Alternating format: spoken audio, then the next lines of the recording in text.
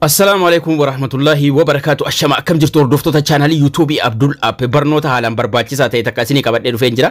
Akkaataa kaartuun viidiyoo itti hojjetan namoonni baay'ee YouTube irratti namoonni fuulaan bahuu hin barbaanne kaartuun viidiyoo ajaa'ibaa hojjechuudhaan haala barbaadaniin koomeediidhaan waan ergaa dabarsuu adda addaatiin hojjechuudhaan YouTube irratti maxxansu akkasuma social media adda addaa irratti maxxansu. Aappii kanarra seenuudhaan yeroo jalqaba aappii kanarra seentan haala kanaan isinii baasa. Haala kamiin akka kaartuunii hojjennu waliin ilaalla. Language Englishii filachuudhaan Dani tuine gara fuula duraa deemnee waliin ilaalla. Obboleeyyan chaanalii kanaaf haaraa taatan subscribe, like, share gochuun na waliin turaa isiniin jecha. Egaan applicationin kun yeroo irra seennu haala salphaa ta'ee hojjennee waliin ilaalla. Baay'ee salphaadha. Erga asirra seennee boodagaan kaartuun viidiyoo mataa keessanii haala salphaa ta'een dalaguudhaaf haala kanaan erga inni isinii banee booda mallattoo ida'uu jala jiru tuquudhaan gara fuula duraa deemna. Daqiiqaa haga barbaadan daqiiqaa dheeraa irra dalaguu dandeessu. Aappii baay'ee bareedaadha. Haala kamiin akka isin aappii kana buufattanillee xumura irratti isin agarsiisa. Ida'uu kana tuquun gara fuula duraa deemna. Ida'uu kana yeroo tuynu saayizii viidiyoo keenya nu filachiisa. Inni jalqabaa sanduuqni inni jalqabaa kun viidiyoo shortiidhaaf kan akka TikTokii akkasuma YouTube shortii ittiin dalaguuf 9:16 ka bilbila guutee mul'atu irratti dalaguufi. Yoo barbaadan kana barbaadu kana hojjettu jechuudha kan akka Facebook story adda addaa gaggabaabaa irratti dalaguuf. Gara cinaatti yeroo deemnu immoo 16:9 yoo dalaguu feetan kanaan dalaydu. Kana jechuun viidiyoo YouTube dhedheeraa ka dalga ciisee 16:9 yoo dalaguu barbaadan sanduuqa asii filattu jechuudha. Steppiin isaas baay'ee salphaadha. Aappichis baay'ee bareedaadha. Haga xumuraatti na hordofaa isiniin jechuu barbaada. Sanaan booda sanduuquma jalqabaa kana filannee ka ol dhaabatu kana filachuudhaan neekstii tuqnee gara fuula duraa adeemna. Erga aappii kanarra seennee gara neekstii yeroo tuynu gara baakgiraawundii filachuu kaartuuniin nuti hojjechuu deemaa jirru kutaa jarri keessa dhaabatan ala haa ta'u mana keessa haa ta'u kiichinii keessa wantoota adda addaa jiru irra tuquudhaan yeroo jalqabaatiif daawunlood godhanna. Warra firii tahan qofa daawunloodii godhannaa jechuudha. Ka firii tahan ka pirimeemii hin taane irra tuquunaan daawunloodii godhannee ka barbaanne kutaa barbaanne yookaan immoo baakgiraawundii duuba jaraa taa'u ka barbaadan filatnee seennaa jechuudha. Hunda jaraayyuu daawunlood godhachuu dandeessu tokkuma keessaa fayyadamtu yeroo tokko hojjettanu jechuudha. Sanaan booda irra tuquun filattu tokko tuqee filadheen jira already. Neekstiin jala jira. Neekstii tuquudhaan gara fuula ittaanutti darbina. Baakgiraawundii filadhee jechuudha. Neekstiin jala jira. Neekstiin tuqa. Yeroo neekstii tuqnee gara fuula duraa deemnu namoota kaaraaktarii achirratti immoo mul'ata yookaan immoo haasofsiisuu barbaanne irra tuqnee daawunloodii godhanna ka barbaadnu. Ka jalqabaatiinis ka mataa keenya hojjechuu dandeenya nama feenee finnee itti galchuudhaan jechuudha. Tokko gadi buufadhe tokko filadhe haga nama 3 filachuu dandeenya fuula kanarratti jechuudha. Ka viidiyoo itti hojjechuu barbaanne haga nama 3 filachuu dandeenya. Dhalaa takkaaf dhiira takka filadheen jira. Ka dhiiraa gadi buuseen jira. Ka shamarraasan gadi buusaan jira. Erga gadi buufnee kaareegaa filannee yeroo nuti irra tuqnee sarara gurraacha takka itti nuuf mara already itti naaf mare lama filadheen jira jechuudha. Erga kana filannee kaaneegaa ammas neekstii tuquudhaan gara fuula duraa deemna. Waan isin beekuu qabdan sirriitti isinitti agarsiisuu barbaada waan ta'eef. Erga haala kanaan dhufne lamman jaraatu waan irraa qabnee bubbunnu ni qabu asiif achi butnu jechuudha. Sarara kanarra mallattoo kana tuquun gara fuula duraatti bunna.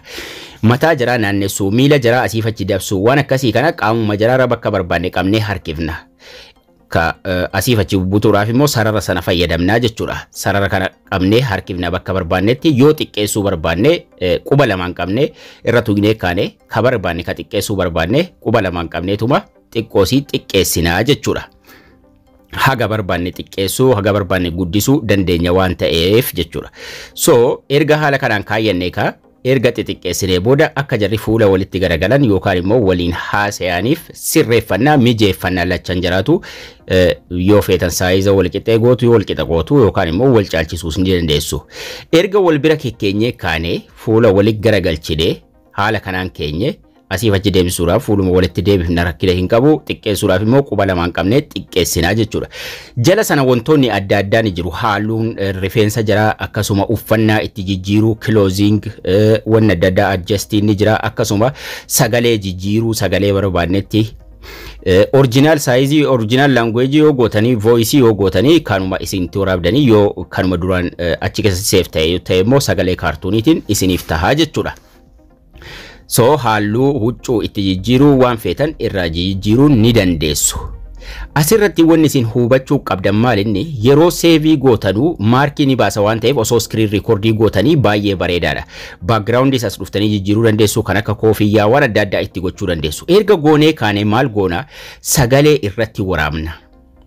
Tokkoon jaraatti tara waraabuu qabnaa jechuudha. Fuula jaraa asumaaf achi qabdanii naannessuu dandeessu gara barbaaddanitti gara barbaadan akka inni sosocho'u gochuu dandeessu. Sagalee irratti waraabna. Jalqaba ka'iisa dhiiraa yoo waraabdan waan inni isheedhaan jedhu irratti waraabduu jechuudha jalqaba. Kan inni isheedhaan jedhu qofa yeroo jalqabaa yoo ta'e yeroo isin sagalee irra tuutan while using isa jedhu isa jalqabaa filattu sanaan booda recordii gochuu eegala. Waan inni dubbatu recordii gootanii ni dhaabdu. Akkam fayyaadha yoo ta'e akkam fayyaadha jettanii dhaabdu seevii gootu. Deebii isiin deebiftus gara isaa ishii deemuudhaan recordii mataa ishii irra jiru tuquudhaan erga kan isaa recordii goone kaane isheen dubbattus nagaa fayyaadha isa siin jettu deebii deebiftu waraabnaa stooppii goona ni dhaabnaa jechuudha. Erga dhaabnee kaane ammas seevii goona. Erga isiin dubbattee kaate waan inni ammas itti fuufee jedhu isaafis waraabnaa jechuudha ammallee. Haga feetan haala kanaan dheeressuu dandeessu. Recordii irra tuina ni waraabna waan inni immoo isiidhaaf deebisu. Waraabne stooppii goona seevii goona. Ammas waan inni jedhe deebii isheen laattu gara ishee deemuudhaan recordii ishee tuine kan ishees irratti waraabuudhaan stooppii goona.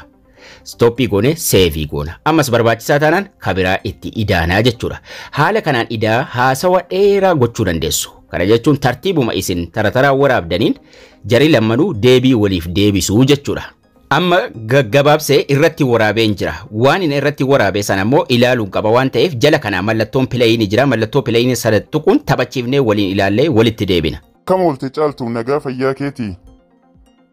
Nagaa fayyaa Caalaa akkam nagaa keetii? Garam deemaa jirta yaa Caaltuu? Gara mana murubsaan deemaa jira Caalaa. Haala kanaan jechoota jarri dubbatanuu tokkoon waan jarri walii deebisanuu tara irratti waraabnaa jechuudha. Malee kan isaa qofa yeroo tokko waa hunda waraabneef fixuu hin qabnu. Akkam oolte yoo ta'e akkam oolte qofa kan isaa waraabna. Nagaan oolee kan ishee waraabna. Sanaan booda waan jarri dubbatan. Erga haala kanaan gooneef xumurree itti da'uu barbaadnanis audio tuqaa itti idaana. Erga haala kanaan goonee xumurree kaane daqiiqaas dheeressuu dandeessu sagalee adda addaa irratti waraabaa jechuudha.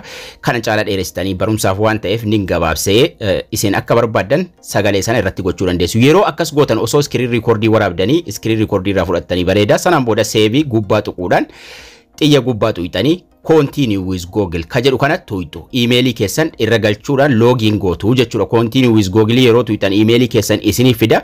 Emailii keessan keessa tokko tuqattu. Inninu login isin godhaa jechuudha itti isiniif galcha seevii gochuudha. Sanaan booda haala kanaa isinii baasa maqaa keessan irratti katabattu enter your nickname here bakka jedhu kana irratti irra tuqachuun maqaa irratti barreessitanii continue ka jedhu kana ka jala jiru tuqattu jechuudha. Osoo akkanaan seevii gochuu dhiiftanii bakka yeroo waraabdanii kaatan taphachiisaa screen recordii waraabbattanii baay'ee bareedaadha. Haala kanaan isinii baasa continue tuqxanii export ka jedhu kana tuqattu gara gaalarii keessanitti isiniif seenaa jechuudha. Baay'ee salphaadha itti fayyadamni isaa. Taphachiisaa osoo garuu screen recordii godhattanii baay'ee bareedaadha. Egaan haala kanaan hojjechuudhaaf immoo aappii tokko isin barbaachisa. Aappii kana argachuudhaaf egaa Play Store irra seentu. Play Store irra seentanii bakka sarchii gubbaa kana irratti Twincraft waan jedhu irratti katabattu. Twincraft jettanii irratti katabattu. Aappii baay'ee bareedaadha. Twincraft kana sarchii gochuudhaan aappii kana gadi buufattu jechuudha. Yeroo isin sarchii gootan haala kanaa isinii baasa. Ka as jiru kana Twincraft ka jedhee Twincraft cartoon video maker ka jedhu kana gadi buufattu. Twincraft cartoon video maker ka jedhu kana gadi buufachuudhumaan salphaatti kaartuunii mataa keessanii koomeedii adda addaa wantoota bu'a qabeessa ta'an baay'ee irratti dalaguu dandeessu. Twincraftiin kun yeroo gadi bu'ee haala kanaa isinii bana. Aappii baay'ee bareedaa itti fayyadamaa isiniin jecha barnoonni keenyas kana fakkaata. Like, share yoo haaraa taatan subscribe gochuu hin dagatinaa isiniin jecha haga barnoota kutaa ittaanu walitti deebinutti turtii gaarii nagayaan tura.